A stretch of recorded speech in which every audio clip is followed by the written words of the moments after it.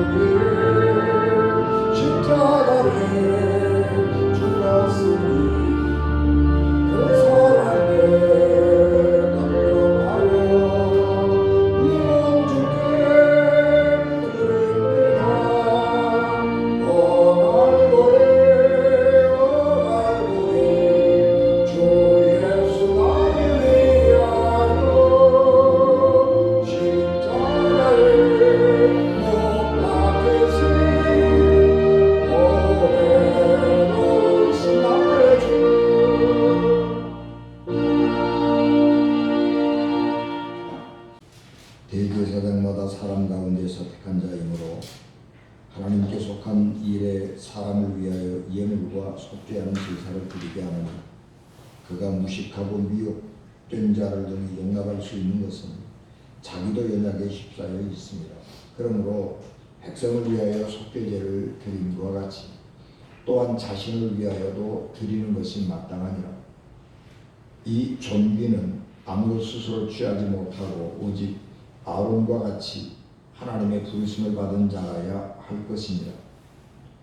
또한 이와 같이 그리스도께서 대제사장 되심도 스스로 영광을 취하심이 아니요 오직 말씀하시니가 그에게 이르시되 너는 내 아들이니 내가 오늘 너를 낳았다 하셨고 또한 이와 같이 다른 데서 말씀하시되 내가 영원히 멜기세덱의 반차를 따르는 제사장이라 하셨으니 그는 육체에 계실 때에 자기를 죽음에서 능히 구원하실 이에게 심한 통곡과 눈물로 간구와 소원을 올렸고 그의 경건하심으로 말미암아 들으심을 얻었느니라.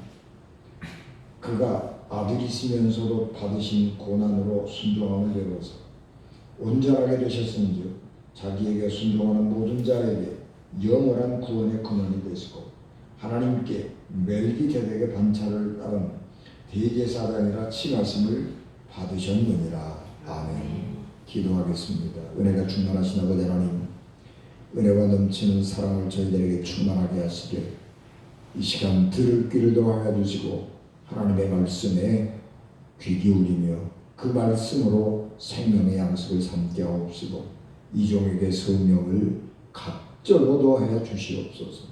예수님 이름으로 기도하옵나이다. 아멘. 요즘에 그 문해력이라고 하는 말들이 유행하지요. 그래서 EBS에서도 그 문해력 강의를 하고 있습니다. 왜냐 그러면 그 요즘에 하도 이렇게 단어들이 많아지면서 못 알아듣는 말들이 많이 생겨요. 그래서 글을 읽기는 읽는데 무슨 말인지를 모르고 말을 듣기는 듣는데 무슨 말인지 모르는 경우들이 많아서 문해력이 굉장히 중요해집니다. 그러니까 글자를 몰라서 문맹이 아니라 글을 읽었는데도 무슨 말인지를 몰라서 가는 문해력이 떨어져서 이게 사회생활하거나 학업을 계속하기 어려운 사람들이 많이 생기는 거죠. 그런 것과 비교해서 요즘에 종교 문해력이라고 하는 말들을 합니다. 사람들이 종교는 필요 없다 그렇게 생각하고 살지요. 그러니까 이 종교에 대해서 사람들이 관심이 없는 거예요. 그러니까 종교가 뭔지에 대해서 전혀 모르고 종교가 무슨 얘기를 하는데 그 말이 무슨 말인지를 못 알아듣는 거예요. 왜냐 그러면 우리 사회가 이 능력사회잖아요. 그래서 자기가 열심히 노력하고 애쓰고 그러면 얻을 수 있는 게 굉장히 많아요. 그래서 옛날에는 어려운 일이 생기면 야 기도해 뭐 그렇게 말씀을 했단 말이에요. 그래서 어려운 일이 생기면 기도하고 기도 응답을 받고 하나님의 은혜를 체험하고 그렇게 살았는데 요즘에는 어려운 일이 생기면 열심히 해봐 나가서 열심히 일을 하고 그러는 거예요. 그래서 돈이 필요하면 나가서 열심히 일을 하면 되고 몸에 병이 들었으면 병원에 열심히 가서 의사 말 들으면 되고 그래서 종교는 우리 삶에서 관심이 없어져 버린 겁니다. 그러니까 사람들이 이 종교가 필요 없다 그렇게 생각하는 것에서 넘어가서 종교가 무슨 말을 하는지를 못 알아듣는 것입니다. 그러나 인간이라고 하는 것은 밥만 먹고 사는 존재가 아니죠. 인간에게는 인간의 길이 있고 하나님의 아들은 하나님의 아들의 길이 있는 것입니다. 생각이 좁은 사람은 돈이 많이 있고 생각의 세상에서 높이 올라가는 것만으로 만족하지만 사람은 그렇게 생각의 그릇이 좁아서는 안 되는 것입니다. 우리가 비록 가진 것은 없고 그냥 우리가 평범하게 살아가는 삶을 살아가는 사람이라고 할지라도 우리는 생각의 그릇이 커야 되는 거예요. 그리고 생각의 깊이가 깊어져야 하는 것입니다. 그래야 우리가 어떻든지 간에 선한 영향력을 미치고 살아가게 되는 것입니다. 여러분 살아있다고 하는 것은요 누군가와 끊임없이 교감하고 살아가는 것이고 이 누군가와 끊임없이 교감한다고 하는 이야기는 누군가에게 무엇인가를 주고받고 있다는 이야기예요. 그런데 생각이 좁은 사람은 생각의 깊이가 깊지 못한 사람은 다른 사람들에게 해만 끼치고요. 다른 사람들에게 나쁜 영향만 주는 거예요. 그런데 생각의 깊이가 깊고 생각의 폭이 넓은 사람은 다른 사람들에게 선한 영향력을 끼치는 것입니다. 우리가 하나님의 아들이 됐다라고 하는 것, 우리가 하나님의 자녀가 됐다라고 하는 것은 다른 사람들에게 적어도 선한 영향력을 미치고 살아가는 것이고 그 사람은 그렇게 생각하면 마음이 따뜻해지고 마음이 푸근해지고 그런 관계들을 맺고 주고받고 하고 살아가는 사람이 되어야 하는 것입니다.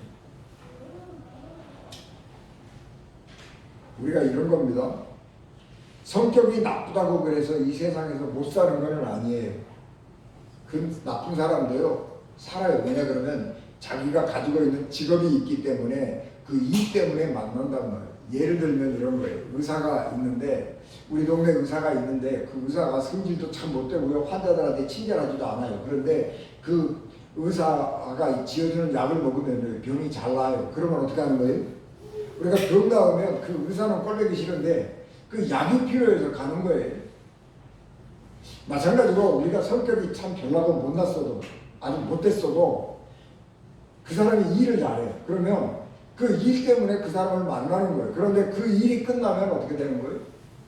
그 사람 보고 싶은 생각이 없으니까 안 만나는 거예요. 그런 거란 말이에요. 인생을 그렇게 살면 안 되는 거죠. 그래서 우리가 적어도 우리가 특별한 사람 아니고 그냥 다 그렇고 그런 사람들이지만은 그래도 나하고 관계를 맺고 살아가는 사람들에게는 선한 영향력을 미치고 살아가야 하는 것인데 그 선한 영향력을 미치는 가장 큰 그 근원이 어디냐 그러면 종교에서 나오는 것입니다.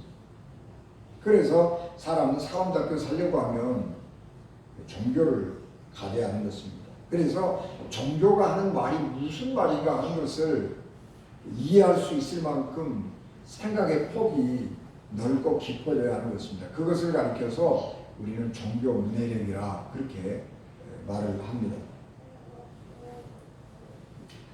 이게 종교란 무엇인가? 그러면 종교의 근원이 어디냐? 그러면 종교는 삶의 문제에서부터 나오는 것입니다. 생명에 대한 위협 그런 데서부터 종교가 시작이 되는 것입니다. 그렇기 때문에 종교는 가장 기본적인 물음이 어디에 있느냐 그러면 사람이란 뭐냐, 삶이란 뭐냐 그런 것에서부터 시작을 하는 거죠. 그래서 사람은 어떻게 살아야 되느냐, 생명이라고 하는 것은 뭐냐, 뭐 그런 거에 대한 논의에서부터 시작이 되는 것입니다. 그렇기 때문에 종교가 없는 인간이라고 하는 것은 인간이 뭐냐, 사람은 어떻게 살아야 되느냐 그런 것에는 관심이 없는 거예요. 그러니까 종교 문해력이 없어요. 그러니까 종교가 무슨 소리를 하는지 알아듣지도 못할 뿐만 아니라 그런 사람들의 결정적인 약점은 뭐냐 그러면 정말 자기가 필요해서 누군가의 도움이 필요해서 갈 때에 엉뚱한 데 찾아가는 거예요. 사람은 습관으로 살아가거든요. 습관. 사람은 다 습관을 가지고 있어요. 좋은 습관을 가지고 있는 사람도 있고 나쁜 습관을 가지고 있는 사람도 있고 그런데 사람은요 누구든지 다 그 습관을 사랑하는 거예요. 습관을 사랑해. 그 습관이 자기를 망치고 자기 인생을 죽이는 줄 알면서도 그 습관을 사랑하는 거예요. 마약을 하면 죽는다. 그걸 알지만 그 습관을 사랑해서 계속해서 마약을 하다가 죽는 거예요. 그 습관 굉장히 중요한 거예요.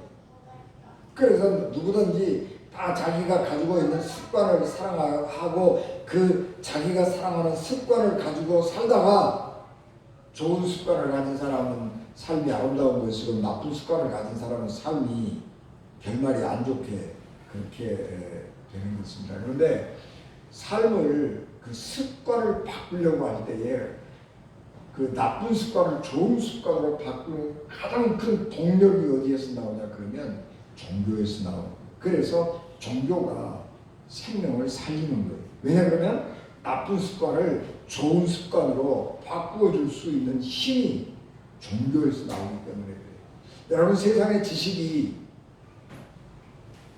삶을 바꿀 수 없는 거예요. 왜냐 그러면 지식이라고 하는 것은 이성이라고 하는 것은 굉장히 냉철하고 분석은 잘하지만요 행동을 할 수 있는 능력이 없어요.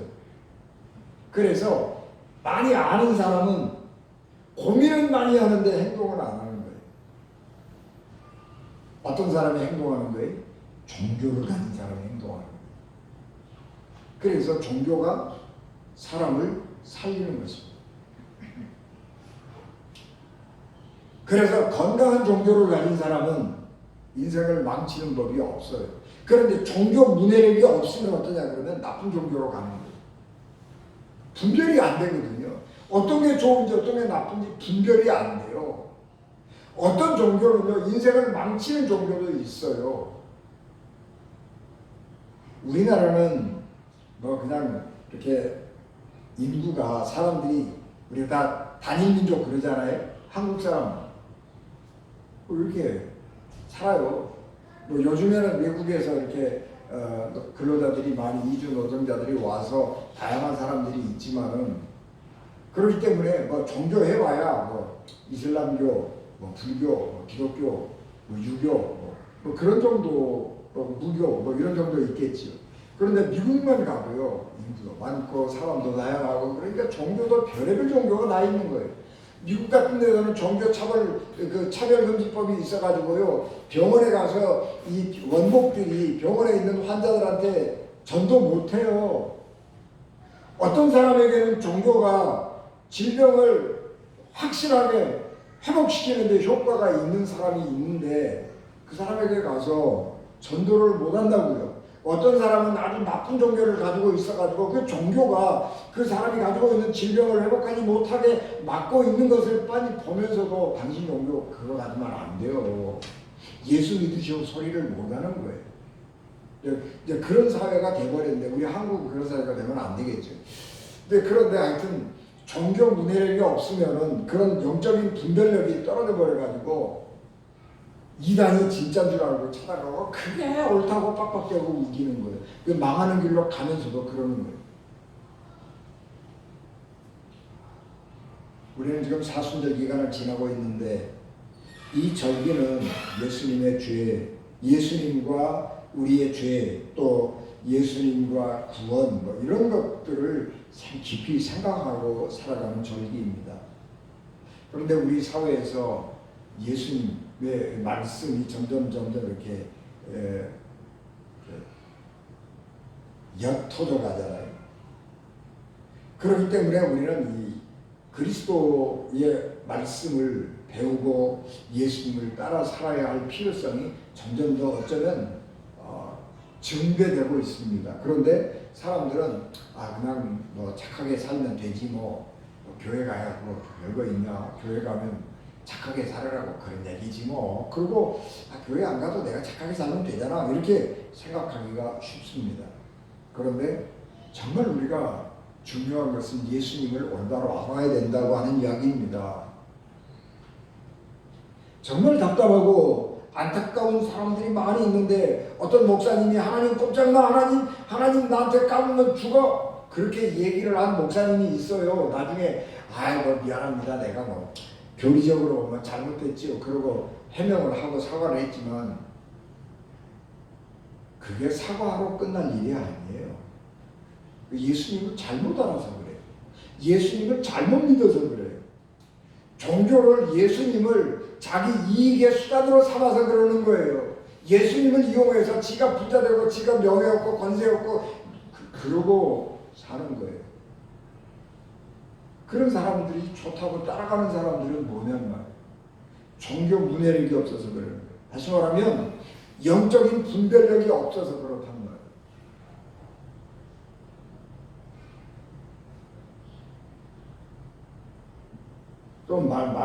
좀 민망하긴 합니다만 빤스 내려라 해서 그대로 하면 내 성도요 그대로 하면 내 성도가 아니다 이런 말을 아무렇게나 해야 되는 이런 사람을 목사라고 쫓아가는 사람들은 종교 문해력이 없는 사람이란 말이에요. 여러분 성도가 내 양이냐고요? 아니라고요. 하나님의 양이잖아요.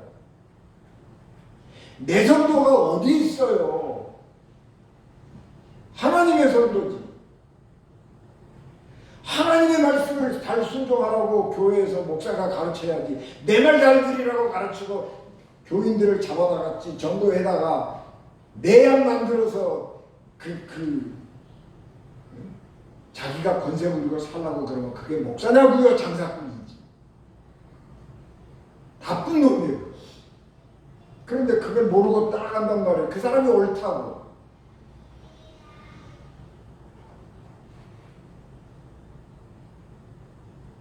예수님이 누군지를 모르는 거예요. 그리고 예수 믿고 예수님을 이용해서 세상 부귀영화 누리려고 하는 거예요. 지금 우리가 그런 시대에 살고 있지 않잖아요. 우리가 70년대, 80년대 막 잘 살아보세, 잘 살아보세 그럴 때는 하나님이 축복해 주셔서 내가 부자 되고 성공하고 출세하고 뭐 그런 얘기를 했지만 지금 우리의 신앙이 성숙해지고 우리의 삶이 얼마나 수준이 향상됐는데 그때 그 얘기를 아직도 하고 있으면 어떡하냐고요. 지금 우리는 그때보다 훨씬 더 종교의 본질을 찾지 않으면 안 된다고요. 그래서 우리는 예수님이 누구인가를 알아야 되는 거예요. 예수님이 어떤 분인가를 알아야 돼요. 그런데 예수님이 누군지도 모르고 하나님이 누군지도 모르고 그리고 내가 목사요 그러고 내가 기독교인이요 그리고 살아가면 안 된단 말이에요.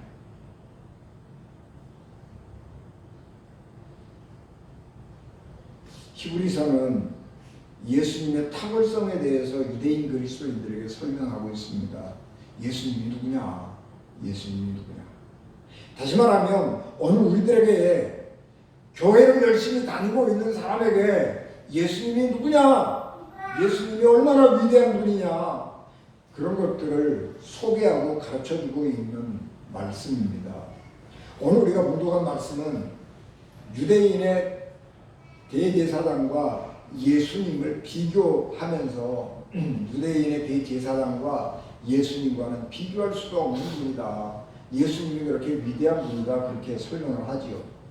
예수님은 유대인의 대제사장과 비교할 수 없는데 유대인의 대제사장은 레위 지파 사람 가운데 아론의 자손들이 세습하는 것입니다.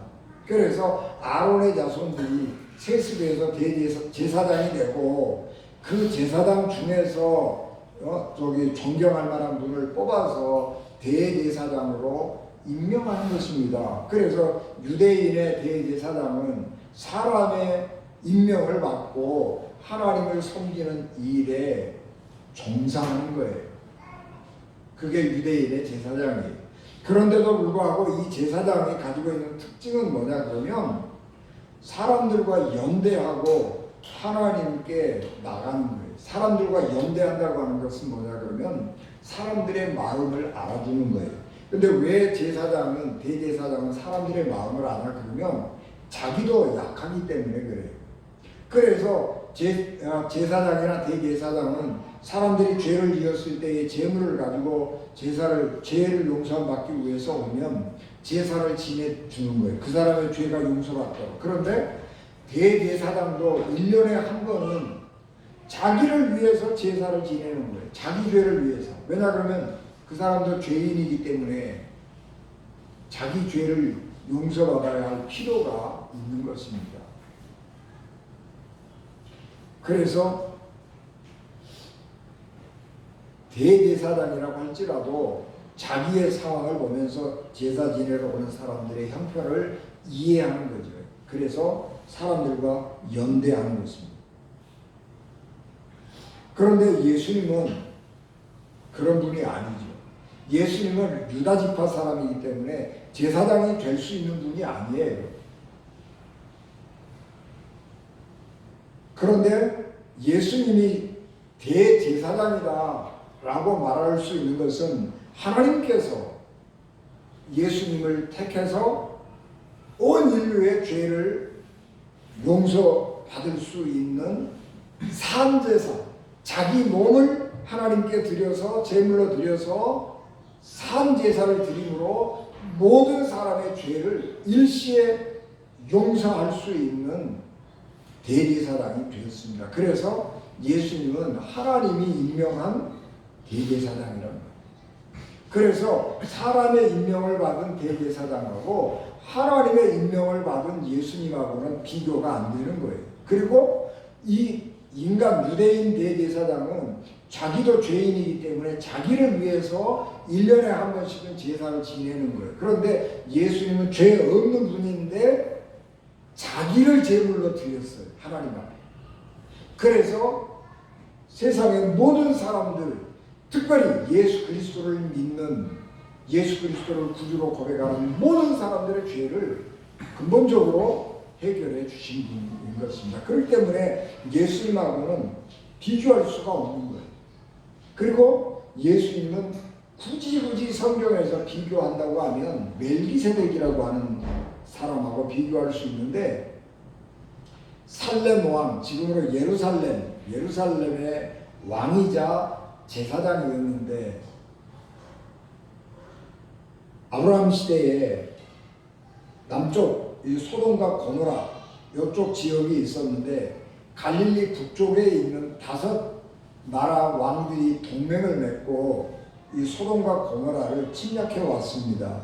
그래서 침략해 와가지고 소돔과 고모라가 전쟁에서 졌어요. 그래서 이 노략물 재산도 탈취해 가고 사람들을 포로로 잡아갔는데, 그때에 그 포로 중에 아브라함의 조카 롯도 있었습니다. 롯이 포로로 잡혀갔다고 하는 이야기를 들은 아브라함이 자기 집에서 기른 자기 집에서 잘 훈련시키고 있던 사병들이죠.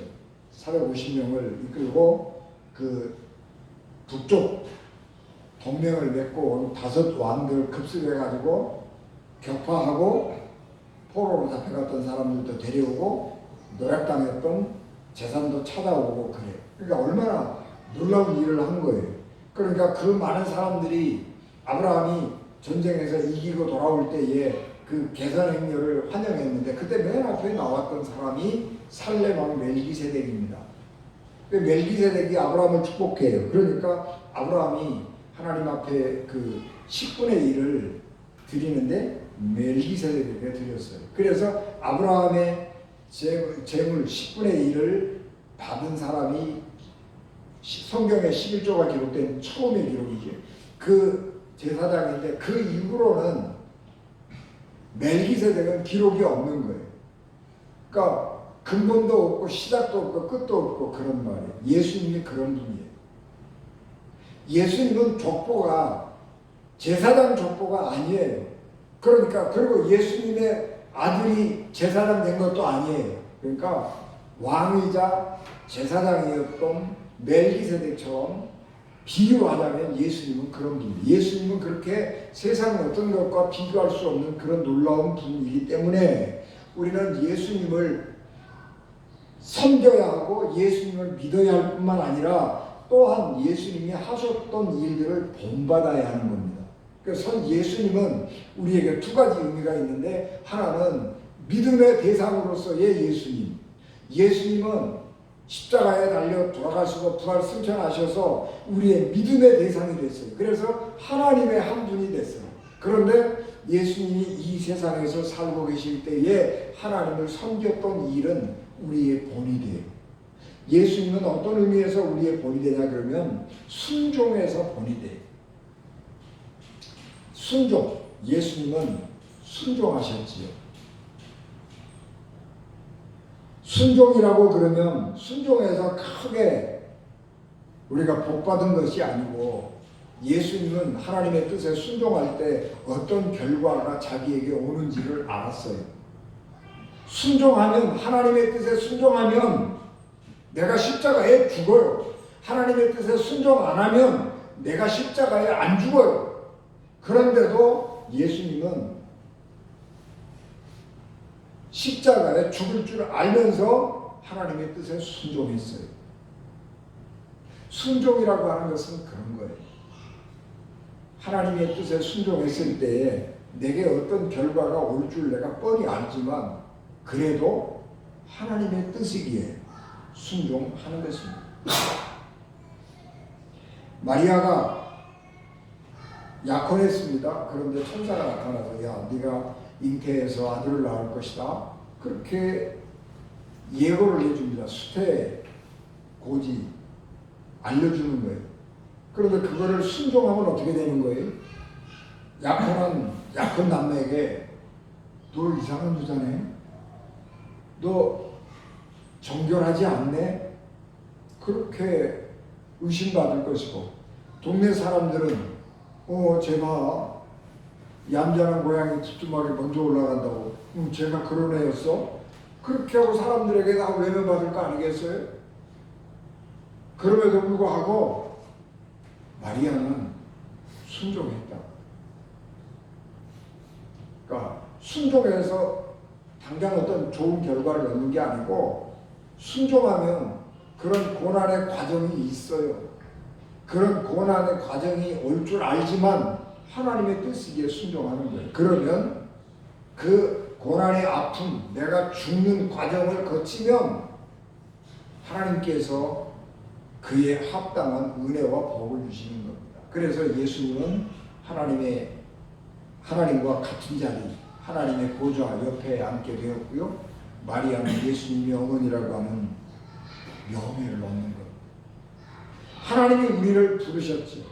그래서 하나님이 우리를 부르셔서 베드로전서 2장 9절 10절 너희는 택하신 족속이요 왕같은 제사장이요 거룩한 나라요 그의 소유된 백성이니 그렇게 말씀을 했잖아요.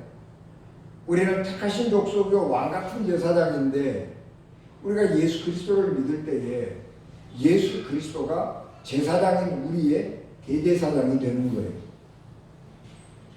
그래서 우리가 주의 말씀을 따르고 예수 그리스도를 따를 때에 우리는 하나님의 백성, 예수님의 거룩한 무리가 되는 것이고 예수님의 반열이라고 그래요. 제사장이 이렇게 있으면 제사장을 반으로 나눠요. 1반, 2반, 3반 이렇게 나눠요. 그래서 그 대제사장들이 있죠. 그 반차라고 그래요. 반열이라고도 그래요. 우리가 속해 있는 제사장 반의 그 수석 대제사장이 예수님이란 말이에요. 그래서 우리는 예수님께 속한 사람이 되는 거예요. 예수님께 속한 사람, 예수님의 사람이 되는 거예요. 그래서 우리가 얼마나 존귀한 사람인가 그런 자부심을 갖게 되는 것입니다. 그래서 그리스도인들은 그런 자부심을 가지고 살아가는 거예요. 우리는 예수 그리스도를 어떤 분인지를 배워야 하고 예수 그리스도를 본받는 사람이 되어야 하는 것입니다. 그래서 우리 믿음의 선진들은 사도행전 4장 12절 다른 이로서는 구원을 받을 수 없나니 천하 사람 중에 구원을 받을 만한 다른 이름을 우리에게 주신 일이 없으리라. 사도행전 16장 31절 주 예수를 믿으라 그리하면 너와 내 집이 구원을 얻으리라 그렇게 말씀했습니다. 그렇기 때문에 예수 그리스도를 믿어 구원 얻는다고 하는 것은 세상의 어떤 종교와도 비교할 수 없는 것이고 이것은 우리가 생명처럼 지켜가야 할 믿음인 것입니다. 그것이 우리가 예수 그리스도를 아는 거예요. 지금 우리 시대는 아주 이단들이 교묘하게 득세를 하는 그런 시대이기도 합니다.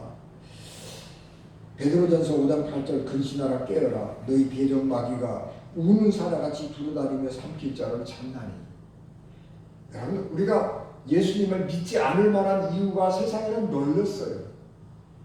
예수님을 믿으면 불편해 라고 말할 만큼 우리의 문화가 굉장히 다양해졌어요.